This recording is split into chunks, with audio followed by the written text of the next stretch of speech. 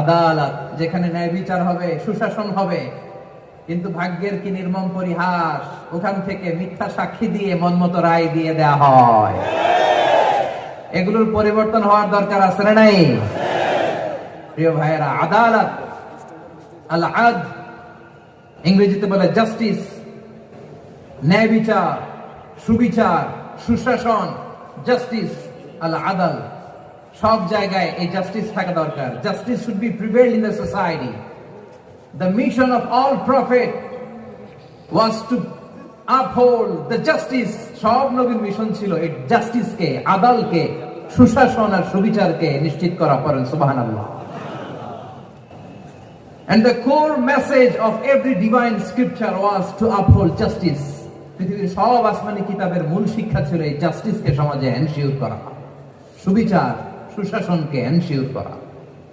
তাহলে প্রিয় ভাইরা, আমরা বুঝতে পারলাম আল আদ শব্দের মানে হচ্ছে ইনসাফ বা সুবিচার বা ন্যায় বিচার। এটা হচ্ছে একটা general meaning, very general meaning. আপনি যদি ইন ডেপথ বুঝতে চান, আরো ভেতরে যান, তাহলে আদাল মানে হচ্ছে সমন্বয়, আদাল মানে হচ্ছে ভারসাম্য, ব্যালেন্স, আদাল মানে হচ্ছে মধ্যম পন্থা। সুবহানাল্লাহ পড়ে।